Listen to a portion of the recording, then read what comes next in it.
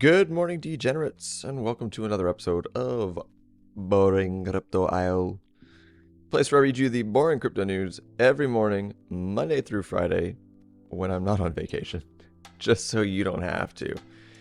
My name is Not Important, and I am your host. Let's do it. The only story that really matters today, this morning, 6:54 as I'm looking at it Eastern Time. Sam Bankman-Fried found guilty on all 7 charges in FTX fraud trial.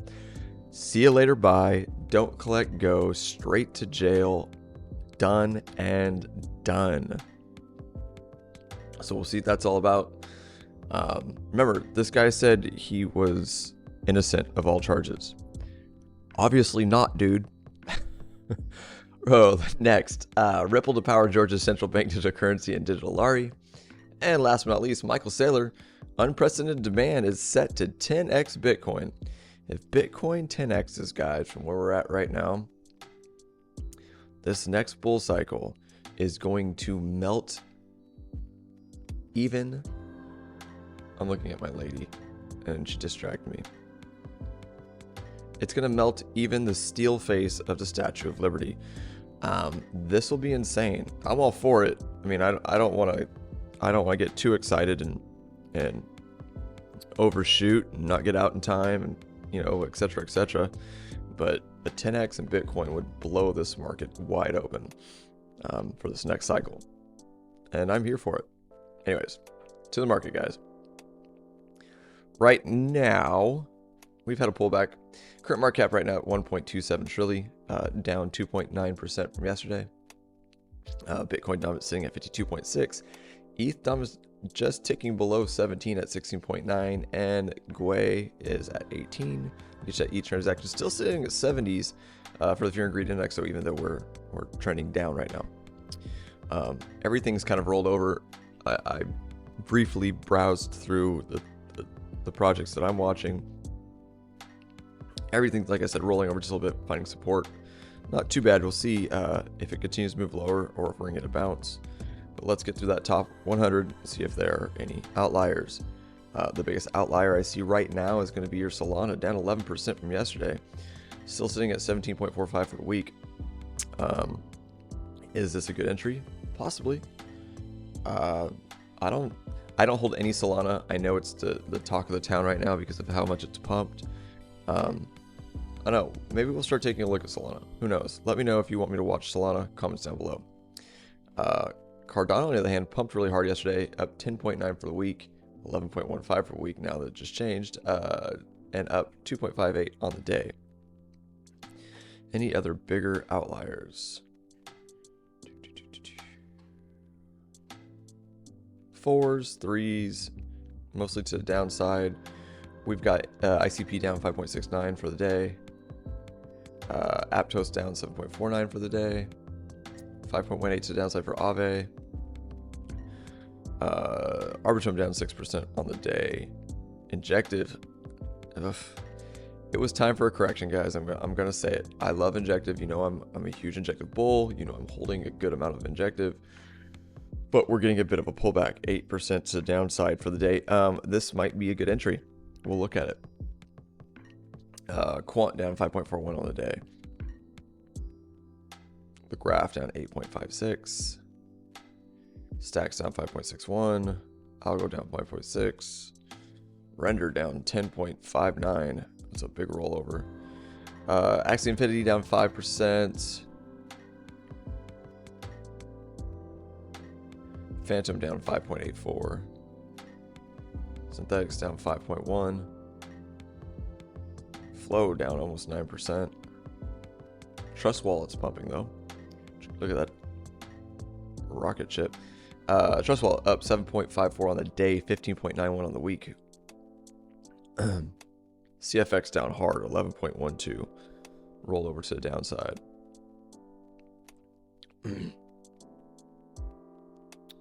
Gala down 8.23 after the big run it had. That's looking like it's completely leveled off. That sucks.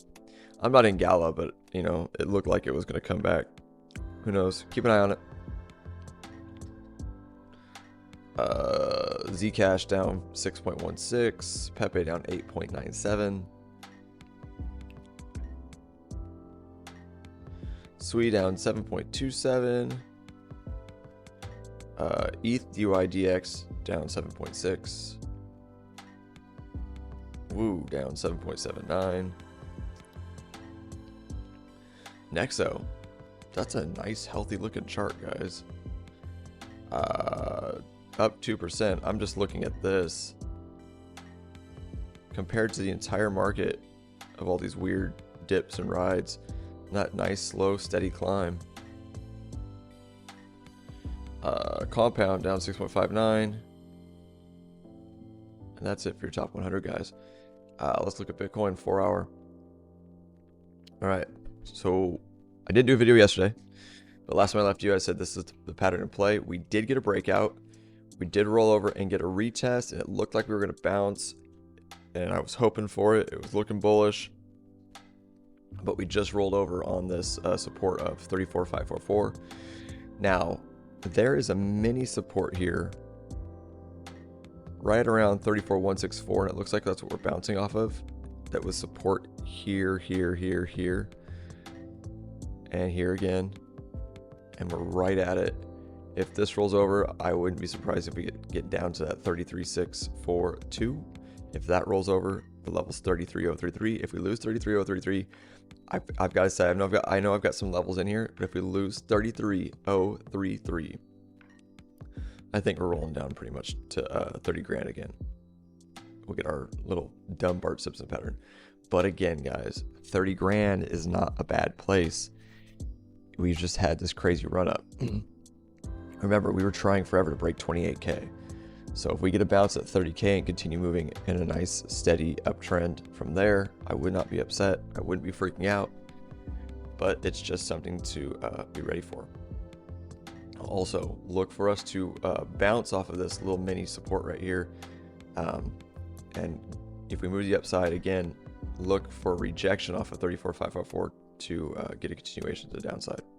If not, look for a breakout and move to the upside. Simple as that. I'm going to back out, look at things on a daily, and see if I can see any kind of real patterns forming. Excuse me. Still in Florida. Trying to see what's hanging us up right here. So we're stuck right here at this original support line from way back in January of 2022. January and February. So this was support. That's what we're sitting at right now. And it's acting as support because we rolled over. Hopefully it'll hold. And we will continue moving to the upside. And hopefully we don't completely negate this entire upward trend we have going on right here. So guys, that's it. That's what I'm looking at on Bitcoin. I know Cardano kind of started ripping yesterday. Let's look at it just for fun. Go back to the 4. All right, Cardano. This was that giant downward trend wedge that we were trying to break out of. We had this ascending wedge that I said would break to the downside. It did, and we bounced off of the giant downward trend, and then we ripped. We're getting a little bit of a pullback just before. This is a buy order of mine, that green. That's not a level of any sort. The refrigerator in this Airbnb we're staying at just makes some weird noise. Sorry. Threw me off for a second. All right, anyways. What we're looking at right now is we bounced off of that downward trend line. We turned that thing into support and we ripped. Got a little bit of a pullback, a little bit of a mini flag here, and ripped again. And we might be getting another mini flag here. Let's look at the 1 hour. Yeah, just some consolidation. I think there's the potential that we drop down to this 31.17 line and flip that into support, continue moving up. I wouldn't be too worried about Cardano right now. It's looking really good, honestly. This is kind of your new trend line we're forming and following. But here, look. Go to the daily. This was this giant descending wedge that I've been looking at for a very long time on Cardano.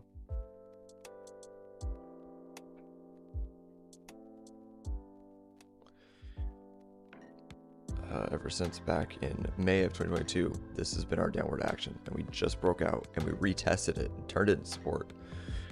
And I think we're going to continue moving to the upside. Definitely good. If you're following this, I'm going to show you guys something. Here's some good take profit levels, right? Good take profit levels right at my buy order, 33.51.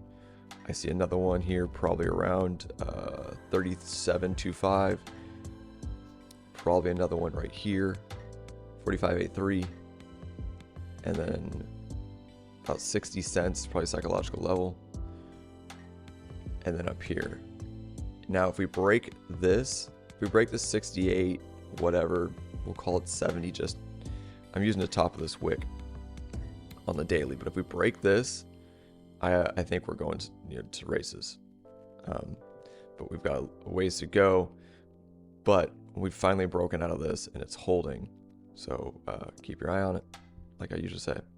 Outside of that, guys, let's move on to the news, so you guys can go about your day, and I can go about my day, because I'm in Florida on vacation with my family. Sam Bankman-Fried found guilty on all 7 charges in FTX fraud trial. U.S. Attorney Damian Williams called Bankman-Fried's crimes a multi-billion-dollar scheme designed to make him the king of crypto and one of the biggest financial frauds in American history. Now, before we go on with the story, let's think about this for a second. Mr. Gary Gensler, who has slapped lawsuits on all sorts of companies that aren't doing anything crazy or bad, had multiple meetings with Sam and FTX people, and never saw a thing wrong with it.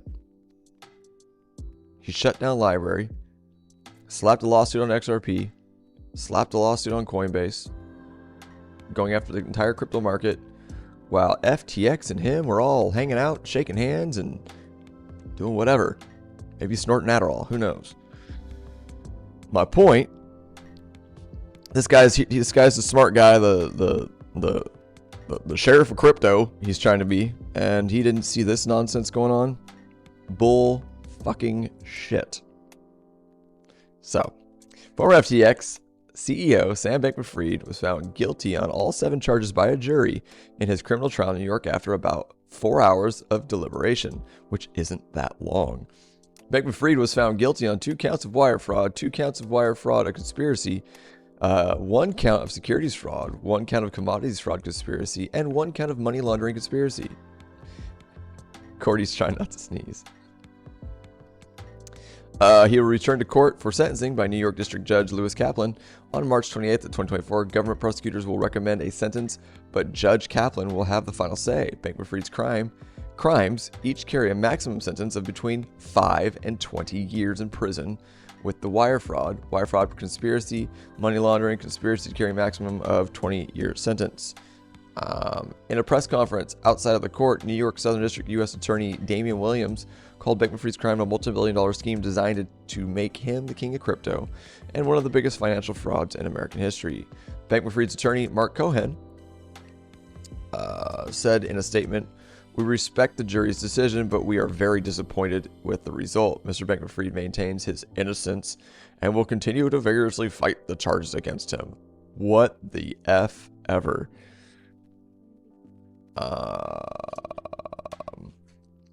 Other key FTX executives, including former Alameda CEO Caroline Ellison, FTX co-founder Gary Wang, and former FTX engineering head Nishad Singh, have all pleaded guilty to various charges and worked with the government to testify against Bankman-Fried in the 5-week trial. Bankman-Fried had pleaded not guilty to all charges, and during his trial, he took the stand to maintain his innocence and mark up FTX's November 2020 collapse as a number of big mistakes. really big because he's going to jail for them. He denied any wrongdoing in FTX relationship with Alameda and attempted to distance himself from key decisions. Bankman-Fried pinned the blame on Wang for creating a function that allowed Alameda to trade funds on FTX that it didn't have, and claimed he wasn't entirely sure what happened with Alameda's line of credit, which ballooned to billions in the collapsing crypto market of 2022. In his testimony, he also blamed Ellison for not focusing on risk management and didn't believe he defrauded FTX customers by taking over $8 billion worth of their funds. Instead, he framed it as Alameda borrowing from the exchange. What an absolute tool bag. Right. Well, there you have it, guys. I'm glad we can be over the FTX thing. It's absolutely just been annoying. And yeah, like I said, I'm glad it's over. We can get on with our lives. We move on with crypto. We can get another bull cycle going without a turd Ferguson like this guy. Yeah. Next story. Ripple to power Georgia central bank digital currency, the digital lari. National Bank of Georgia will use the CBDC platform to assess digital lari's benefits for government, business, and retail users. National Bank of Georgia, NBG, has selected blockchain payment network Ripple Labs as the official technology partner for developing the digital lari, its central bank digital currency project. In a statement, Ripple said the partnership would include implementing and deploying the digital lari pilot initiative through the Ripple's CBDC platform. The NBG will utilize the innovative CBDC platform to evaluate potential applications of the digital lari, determining its advantages to the government sector, enterprise, and individual retail users. Before being designated as NBG's technology partner, Ripple underwent a thorough and meticulous selection procedure. In September, the NBG disclosed its intentions to advance its CBDC project by introducing a limited access live pilot environment. I don't know what any of that means. I'm not smart enough. In the initial process stage, the NBG chose 9 firms for their technological prowess, maturity capabilities, relevant background, and eagerness to participate in the practical assessment. Ripple was included alongside Agentic, BitInc, Broxus, Currency Network, DCM Corp, and others. The selection committee considered various factors, including comprehension of the project's objectives, its potential applications, and a solid dedication to the project's success, according to NBG's announcement. In July, Ripple received recognition from Currency Research for its contributions to the digital currency advancement and best sustainability initiative, particularly for its role in fostering innovation in the realm of CBDCs. Before the partnership, the NBG for the digital lari project, Ripple had proactively aligned itself with organizations seeking to delve into CBDC implementations. Ripple previously joined forces with Colombia Central Bank, Banco de la República, to investigate blockchain technology applications in its digital peso pilot by leveraging the Ripple CBDC platform. They're coming. Again, I don't know how this affects the XRP price. I'm sure it'll help it just based on sentiment alone. But this is why I hold a bag of XRP. You got to hedge your bets. People hate me for it. I'm not a huge fan of Ripple and what they're doing. But in case this whole sovereignty of what we're trying to do with crypto falls apart, why not have a hedged bet on something that might make you some money? So I've got a decent bag of Ripple XRP. I do. Whatever. Anyway, last but not least, Michael Saylor. Unprecedented demand is set to 10x Bitcoin. Let's hope he's right. MicroStrategy co-founder Michael Saylor believes the next year will be the biggest ever, not just for Bitcoin, but for any financial offering. MicroStrategy co-founder and executive chairman Michael Saylor doubled down on his enthusiasm for Bitcoin on Thursday, telling CNBC that he believes the cryptocurrency is soon going to experience a price boost previously unheard of in modern financial history. Saylor's confidence in the coin stems from the confluence of a number of Bitcoin-related events that are anticipated to occur over the next year. For one, Bitcoin is set for a halving, which is so crazy. We're moving We're moving so fast right now, and we haven't even hit the halving yet. Bitcoin is set for the halving event next April that will reduce Bitcoin mining rewards by 50%, substantially reducing the amount of Bitcoin likely to be flooded by miners into the market. Rumors are also flying on Wall Street that the first spot Bitcoin ETF, long desired but never yet greenlit by US regulators, could finally gain approval as soon as Christmas, opening the cryptocurrency to even more mainstream investments. This is okay. So this whole article is everything. If you've been watching this channel for a while, I have been saying this since I started this channel. I'm looking at all the dominoes lining up, and when you're hearing people call for, Bitcoin might not get past 100K, maybe it'll do 110, it seems so insanely, like almost timidly conservative to me with all the bullish stuff that's lining up. It just doesn't sound right to me. I've got to, and I'm not, I could be wrong. I could be wrong. Don't bet on this, but I'm just looking at what's in front of me. I'm looking at all the things lining up. I'm looking at these giant, the biggest, BlackRock, fund management companies. I think they're looking for a way to hedge the dollar. They see what's going on and they're going, screw it, we're going to pick Bitcoin. And they're all going to turn their eye on this thing, and it's going to rip. It's going to rip like something you've never seen before, because screw it. Could you imagine? I know I'm digressing, right? But could you imagine you manage $11 trillion in other people's money, and your goal is to continue to make those people money, and you're watching the United States government completely devalue what that $11 trillion is worth. All willy-nilly, like not even like 6 billion here, $1 trillion there, 10 billion over there. Let's just send this to that country, blah, blah, blah. And they're fucking over it, in my opinion. So anywhere from 5 to 8% you're losing on your dollar every year. And to an average everyday person like myself, that doesn't sound like a ton, because I don't have a ton of money. But could you imagine what 8% of $11 trillion looks like? Losing 8% of your buying power, and you manage $11 trillion. And that's just BlackRock. So I think they're going, screw this, we're picking something else. And this is what they're doing with these Bitcoin spot ETFs. It's a way to continue to grow. Now, I'm not for them. I know they do all sorts of weird, shady, diabolical shit. But as a small-time person in the market, will this pump bags? Absolutely. And to sit here and think that we're not going to get above 100K in Bitcoin is so weird to me. Again, I digress, but that's what I've been looking at and what I've been saying since I started this channel, and I think this is going to melt faces.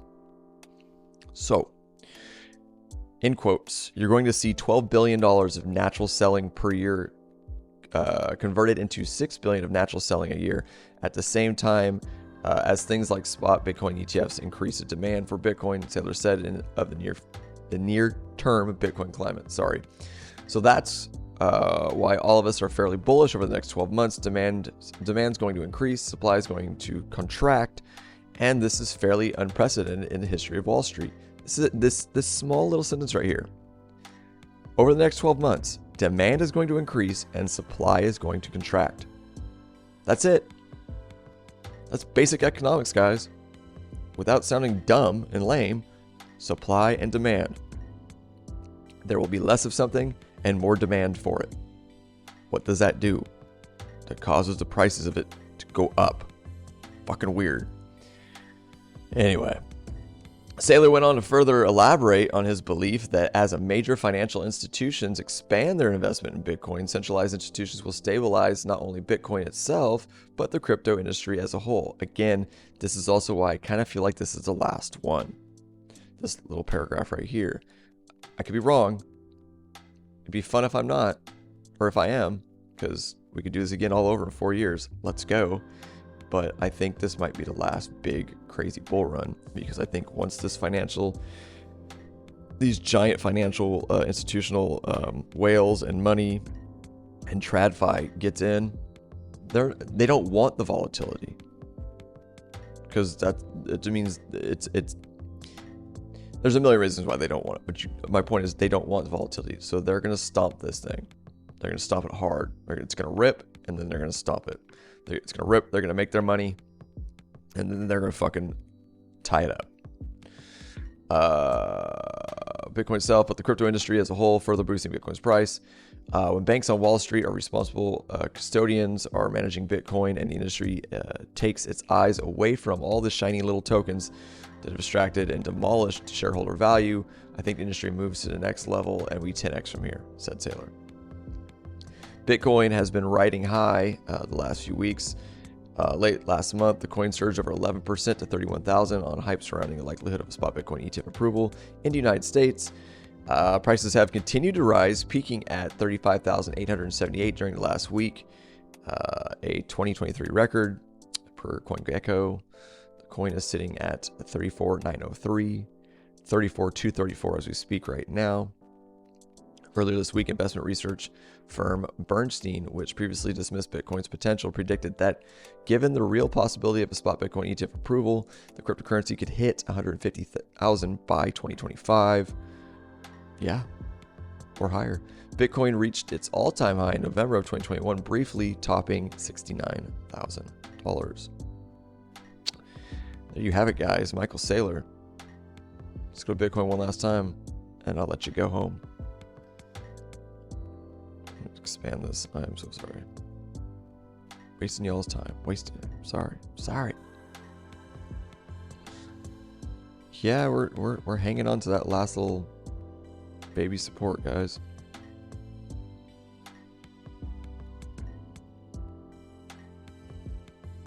I mean, we're right at it. If we roll over, look for 33,642. That's what I'm looking at. Right. All right, guys. That is all I got for you this morning. If you do enjoy the content I provide for you here every morning, sort of, when I'm not on vacation, here on Boring Crypto.io, please, by all means, subscribe to the channel. Turn on that bell for notifications so you know when I do post videos. Please watch the videos. Please share the channel and the videos on all of your social channels. And above all, if there's anything you guys can do to help support the channel, expand the growth of crypto, and help blow this channel up, like the videos, guys. Just click the like button.